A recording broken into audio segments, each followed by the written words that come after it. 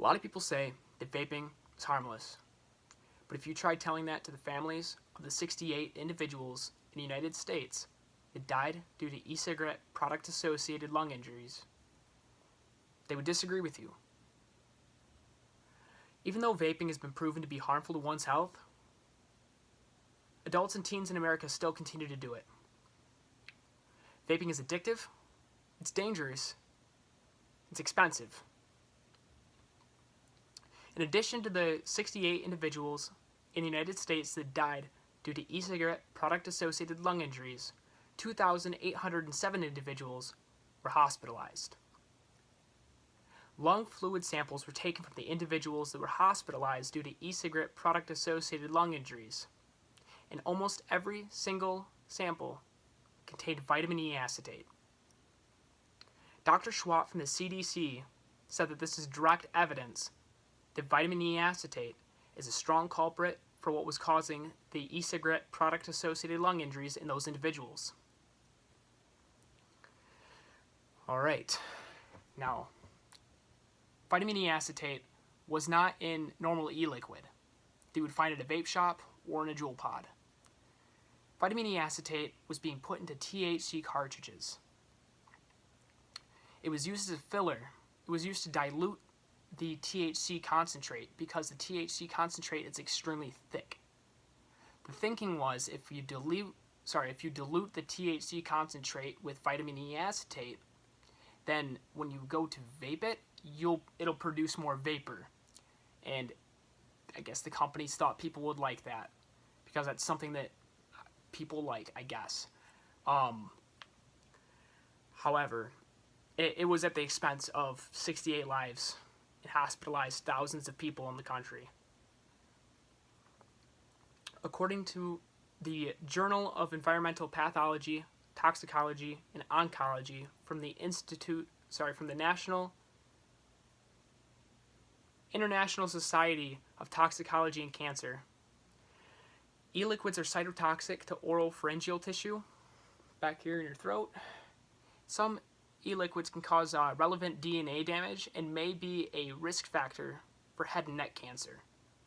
Now that's with normal e-liquids, so whatever you're using, it's dangerous either way. You really just should stay away from it. And not to mention, it's addictive. I mean, there's a lot of nicotine in e-liquid. I'm going to compare a Juul pod to a cigarette, for example. Alright, so one Juul pod contains 1 milliliter of e-liquid, and it's 5% nicotine. Doing a little bit of math, you can figure out that there's 50 milligrams of nicotine in one Juul pod. According to a dosing chart for aids for smoking cessation, there's about 1 milligram of nicotine in a cigarette, meaning that the there's the same amount of nicotine in one Juul pod as 50 cigarettes. So not a pack like most people say, it's 50 cigarettes. According to NBC News, a Juul pod has about 200 puffs. Doing a little bit more math, turns out 4 hits from a Juul is the equivalent to an entire cigarette. That can add up pretty quick. So if you're smoking through a pod in a week, most people who use Juuls go through more than a pod in a week. That would be the equivalent to 100 cigarettes. And the addiction is going to be dose dependent. So the more you're taking in, the more addictive it gets. So it's all up to the user, but more than likely it is going to be more addictive than smoking cigarettes. But it is completely independent on how much you're hitting it and how often.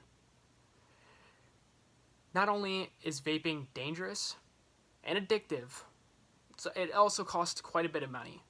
A Juul costs about $20. It doesn't come with any pods, but a 4-pack of pods costs $30. Now, if you smoked through a pod a week, for example,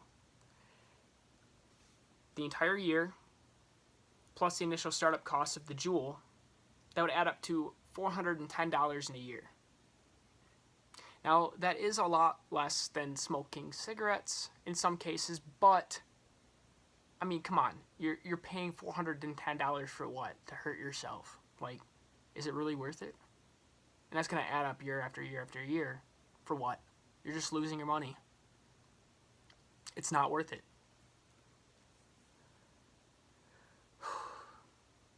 So, overall, vaping, it's not safe. It is harmful to your health. In a lot of cases, it can be more addictive than smoking cigarettes. And it's expensive. It should not be used as an alternative for smoking or a healthier option. You should not vape. Just don't do it.